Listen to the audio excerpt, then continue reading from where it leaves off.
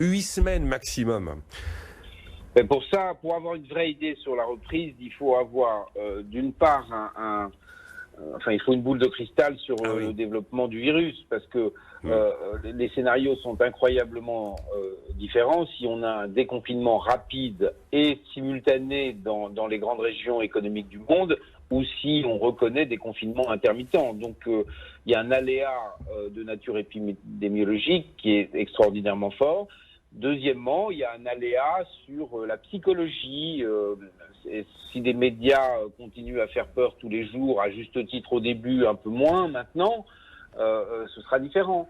Ça a été d'ailleurs, en lancement, vous aviez dit, la France a finalement eu la pire performance économique de la zone euro dans les premières statistiques qui sont sorties. Mais la France, elle a eu... en tout cas, elle a écouté le président de la République, et elle a considéré que la situation était extrêmement dangereuse, et elle s'est confinée beaucoup plus que d'autres pays. Clairement. Donc, et de manière plus stricte. Et les Gaulois n'ont peur de rien, sauf que le ciel qui leur tombe sur la tête. Mais enfin, on a connu quand même un phénomène grave que l'exode de 1940, mais enfin qui a ressemblé quand même à une retraite incroyable. Combien de Parisiens sont partis à la campagne? Donc, pas mal, oui. Donc psychologiquement, pour l'instant, la France n'a pas l'air de repartir à fond. C'est le moins qu'on puisse dire. On a vu les chiffres de consommation d'électricité en Allemagne, ça a baissé de 6% en avril et de 16% en France. Et la vie est quand même cool. Stéphane, la vie n'a pas été trop difficile aussi. Je ne sais pas comment ça s'est trop passé, mais moi j'ai pas mal de gens que je connais en Italie. Je peux vous garantir, même en Espagne, ça a été moins drôle. Alors ils ont été peut-être moins confinés, etc. Mais enfin, on a quand même là pour le coup un modèle français dont on peut être excessivement fier, que ce soit d'un point de vue logistique, sanitaire, etc. On peut critiquer qui on veut, même bancaire. J'ai trouvé que finalement ces 2 mois-là, psychologiquement, étaient un petit peu durs. Les enfants à la maison, ça on n'est pas habitué. C'est un plan de continuation d'activité des ménages qui n'était pas prévu dans la psychologie des gens. En revanche, je trouve quand même que finalement on a été assez protégés et que économiquement, peut-être que la relance sera aussi plus lente et plus cool on va voir, parce voilà. qu'on a eu le plan d'urgence. Moins et on repart moins vite. On a eu les filets de sécurité d'urgence annoncés au tout début assez rapidement, de manière assez massive et assez efficace, excepté ceux qui étaient éligibles à des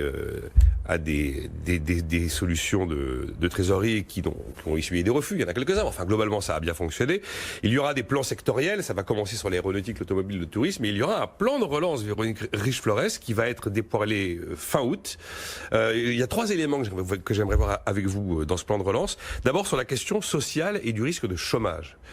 Est-ce que vous pensez qu'il faut vraiment flexibiliser au maximum tous ces sujets qu'on avait un petit peu verrouillés, comme les questions de temps de travail ou l'usage du CDD ou de l'intérim, pour permettre aux entreprises d'avoir un maximum de flexibilité? Écoutez, je dirais d'abord, il faudrait que les entreprises aient la nécessité de produire. On parle également de l'allongement de la durée du travail, etc. Mais enfin, pour l'instant, c'est le travail, tout ça, c'est simplement qui manque. C'est que les usines ne tournent pas, que les restaurants sont fermés.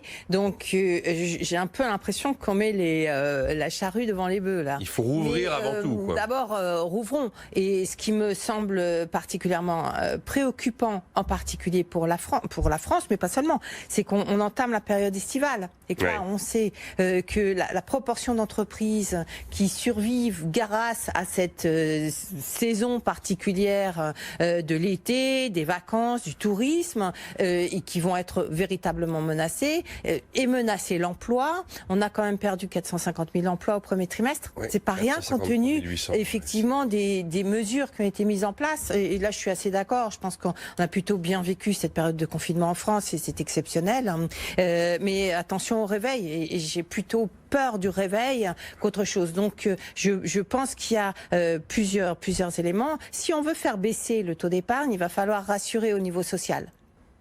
Et rassurer les consommateurs. Et ça veut dire qu'il faut probablement flexibiliser parce qu'il y a des cas précis, des industries précises. Oui, d'ailleurs, c'est là où ça a du sens que ça peut être fait. Donc ça peut avoir du sens.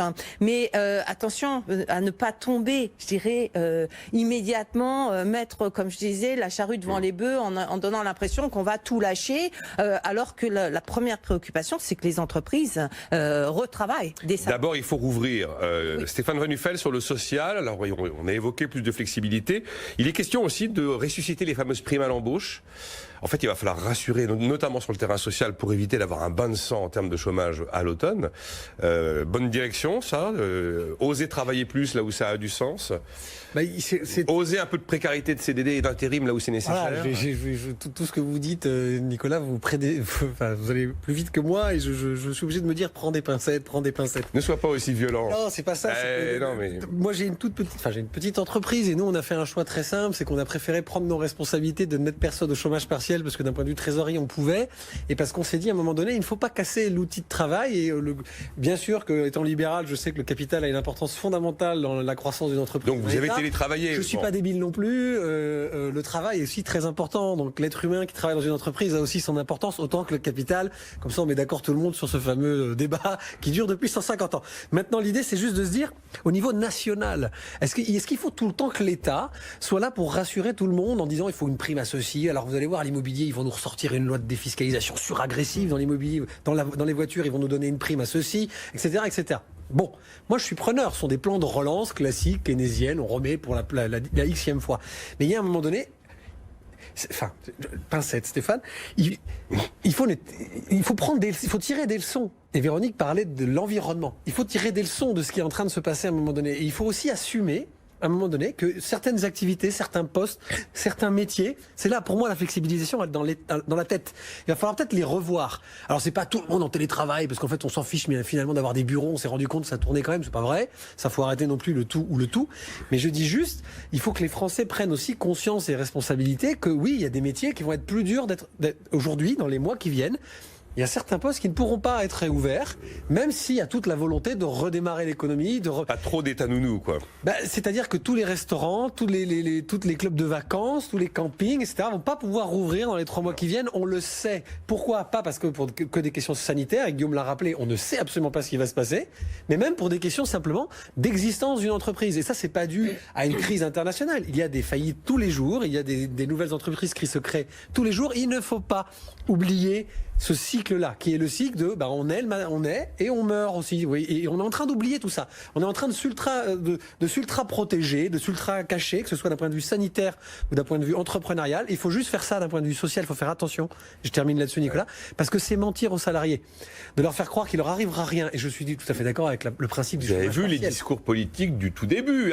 Il n'y aura pas de faillite, il y aura 0 licenciement. Cette espèce d'ambiance complètement dingue. Là. Nicolas, quand vous pilotez un bateau, vous pouvez pas dire oui, on va se mettre dans un iceberg. Enfin, on dit tout ira bien, on a regardé, il n'y a rien. Parce que Bruno Le Maire a changé de discours désormais en espérant avoir le moins de chômeurs possible et le moins de faillites possible. Mais c'était voilà. Mais je comprends son principe à lui, il est là pour faire son travail, donc je ne remets pas ça en question. Je dis juste qu'il ne faut pas que les gens soient non plus naïfs à un moment donné.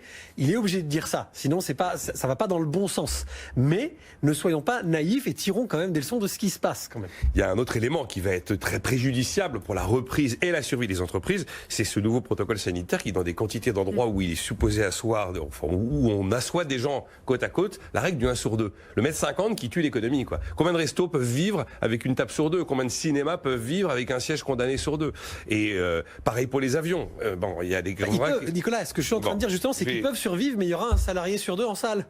C'est ça le problème en fait. Et oui, mais il faut qu'à un moment donné on choisisse. Mais il faut qu'on se le dise et qu'on décide ce qu'on veut choisir. On est en train de comprendre, je crois. Voilà. Guillaume Dard, le plan de relance aura lieu, ça nous le savons. Alors on a pas mal parlé du social. Il y a une notion qui a été mise en avant par la Banque de France. C'est pour les entreprises, la priorité et l'urgence, ce sera les fonds propres. Est-ce que vous partagez cette préoccupation? Oui, juste un mot préalable. Allez-y. De la même façon que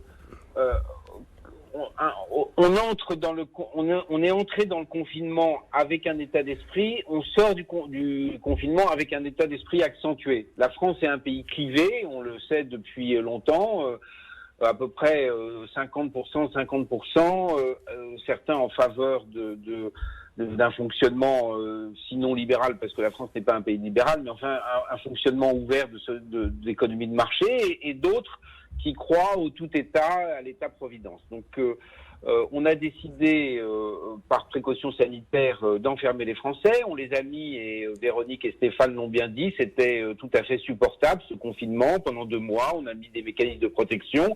Et heureusement, l'économie de marché a fonctionné, c'est-à-dire que la distribution alimentaire a incroyablement fonctionné. Là, je ne parle pas du système de santé. On ressort. c'est très difficile pour les Français de comprendre ce qui va se passer. Ceux qui croient au tout État disent c'est la preuve absolue que l'État peut tout faire pour nous.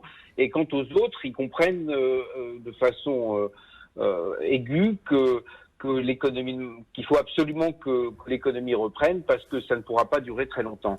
Donc le plan de relance, je suis d'accord avec Stéphane, il ne faut pas que ça soit une espèce d'illusion pour faire croire aux Français que ça va être si facile. Bon, mais il y a un certain nombre de mesures à prendre pour que la crise ne soit pas trop dure. Votre question sur la Banque de France, pardon. La position de la Banque de France, c'est de dire que les fonds propres sont absolument nécessaires et la FEP a fait une proposition au gouvernement qui consisterait techniquement alors je ne sais pas très bien d'ailleurs comment ça se passe, mais on transformerait des prêts garantis par l'État en fonds propres ou quasi-fonds propres. Oui, d'une certaine façon, on ne peut pas fonctionner qu'avec de la dette. C'était notre sujet de début d'émission. On ne peut pas fonctionner avec uniquement de la dette pour les États et on ne peut pas fonctionner uniquement avec un surendettement pour les entreprises. Il faut des fonds propres. Les fonds propres, c'est le matelas qui vous permet de faire face aux accidents de l'économie. Les entreprises françaises sont un peu sous-dotées en fonds propres. Ça tient, et là aussi, à la culture de l'épargne. Il faut renforcer dans ce sens-là. Alors, ce qui serait inquiétant, c'est que ça soit uniquement qu'on assiste à une nationalisation de l'économie. Autant c'est possible pour certaines très grandes entreprises que l'État y prenne une part plus significative, à condition qu'ils sachent la revendre très vite. Il y a toujours l'exemple General Motors américain. L'État américain était rentré au capital de General Motors, mais il en est sorti très vite. Gagnant. Et nous, il y a des hésitations. Il n'y a qu'à voir ce qu'on a fait avec Renault. Renault, il fallait qu'on se renforce quand l'action valait 90 €, et maintenant elle est à 16. Donc, ça va que l'État peut rentrer dans les entreprises à condition qu'il soit rapide dans les sorties et que ça ne soit pas un enjeu national. Les aéroports de Paris, s'ils avaient été vendus l'année dernière, ils pourraient être achetés entièrement cette année. Ah oui. Avec un gars. Véronique, les fonds propres, c'est la clé ? Oui. Visiblement, c'est la préoccupation. Voilà, la solidité de l'économie va dépendre. Pour avoir des emplois, il faut des employeurs. Il faudra que les entreprises tiennent le coup. Et donc, on va utiliser toutes les solutions, y compris des solutions que moi, je n'aurais pas imaginées, comme métamorphoser des prêts garantis non, mais je par pense l'État. Que la question, c'est plutôt celle-là. Comment on fait pour alléger l'endettement des entreprises. Ça veut dire que c'est une annulation de dette, si je comprends bien. Donc, je pense que fondamentalement, c'est plôt ça le sujet, que les fonds propres. Préparez-vous à prendre vos paumes. Et d'ailleurs, ça me fait penser que je vais rapidement remplir ma demande de prêt, parce qu'en réalité, ce serait dommage. Donc, finalement, voilà. Non, mais bref. Donc, je pense que c'est plutôt ça. La vraie question, c'est que sinon, on amorce une reprise, un futur, criblé de dettes avec des entreprises qui clairement ne pourront pas participer à cette reprise. Après, est-ce que ça revient forcément à nationaliser une bonne partie de l'économie française, effectivement, mais la question est de savoir ce qu'on en fait de tout ça, parce que derrière relance, moi j'ai plutôt vision de moyen long terme. C'est l'objectif. Normalement, c'est l'étage 3 de l'intervention de l'État. On a fait ce qu'il fallait en urgence et ça a été bien fait. Il faut aider, continuer à soutenir pour sortir du trou et ne pas perdre ce qu'on a préservé pendant cette phase qui est encore difficile. Et puis, phase 3, on lance des grands chantiers d'avenir. Et pour l'instant, ces chantiers d'avenir, moi, je les vois pas. Et c'est la partie manquante. Et à partir de là, très difficile de répondre aux autres questions. Parce que si c'est avoir des fonds propres pour avoir des fonds propres, on sait qu'aujourd'hui, on est à la charnière de changements structurels absolument fondamentaux, que la décision politique sera essentiel, y compris par rapport à nos partenaires. Le jeu des fonds propres, il se joue également sur une politique par rapport à ce qu'est en train de faire l'Allemagne, par exemple, aujourd'hui. Donc, tout ça doit être, à mon avis, orienté et dépasser le court terme pour aller plus loin. Et là, on revient à la question qui, pour moi, me semble absolument fondamentale, la question des politiques environnementales. 1 minute 20 pour terminer. Stéphane Van Nuffel, et puis Guillaume, si j'ai quelques secondes. Juste exprimer mon propos en deux choses. Une chose un doute sur cette histoire de fonds propres. Parce que moi, j'ai eu des débats dans des clubs d'entreprise. Sinon, oui, je vais aller etc. demander mon prêt garanti, moi aussi. L'idée qui vient au départ, c'est le PGE, donc ce fameux prêt garanti par l'État, pas par la BPI, mais par l'État. C'est historique. Bon, voilà. Ce PGE pourrait être transformé soit en dette amortissable normale derrière par une banque pendant 5 ans comme un prêt normal, avec toujours la caution de l'État. Je vous le rappelle, ça aussi, il faut le garder en tête. Ou alors, et là, certains chefs d'entreprise l'ont formalisé en disant, on le transformerait éventuellement en fonds propres, c'est-à-dire que comptablement, ça s'appelle, on passe ça sur une écriture comptable et en fait, cette dette, elle disparaît. Donc là, c'est plus je la rembourse, je la paye, je la rembourse plus non plus, etc. Pour faire quoi? Parce qu'en fait, ça sert à quoi de renforcer ces fonds propres pour une entreprise s'il n'y a pas les liquidités qu'elles ont été dépensées en termes de trésorerie? Ça permet d'avoir un meilleur bilan pour réemprunter demain. Donc ça ne réglera pas le problème, c'est mon point de vue. Hein. Moi, je le sens comme ça arriver, donc ça me plaît pas. L'autre chose, et je rejoins Véronique, alors sur l'environnement comme sur plein d'autres choses, je veux juste vous donner un exemple parce que c'est important. Et ce sera le mot de la fin. C'est positif. Moi, je connais 2 boîtes qui s'appellent Mobiplastique et Rapset. C'est 2 petites boîtes qui faisaient des outils, des trucs en plastique pour les entreprises industrielles, etc. Du jour au lendemain, clac, tout le monde au chômage partiel. Et là, pour le coup, les 2 patrons que je connais se disent, qu'est-ce qu'on va faire? On fait des trucs en plastique pour des salons, pour du tourisme, on fait des petits objets goodies. Bon. Ah non, justement, ils se sont mis à faire des visières. C'est caricatural. Voilà. Et ben, il y en a un des 2 qui est aujourd'hui le leader national de la distribution de visières. Ça s'appelle quoi, Nicolas? Je veux finir là-dessus. C'est ce que vient de dire Véronique, que ce soit l'environnement, l'innovation, la technologie, le numérique. Voilà ce que je veux que les gens se disent maintenant. On va sortir de chez nous, il faut revoir notre économie et il faut être schumpeterien dans le bon sens. Ok, il y a des choses qui vont être difficiles, il y a des métiers qui vont se détruire. Ne réglons pas ça en financiarisant et en faisant d'écriture comptable. Essayons de savoir ce qu'on va faire de cet argent et comment on va innover pour demain. Véronique Riche-Flores aujourd'hui, Guillaume Dard et Stéphane Van Nuffel. On se retrouve à 9h demain.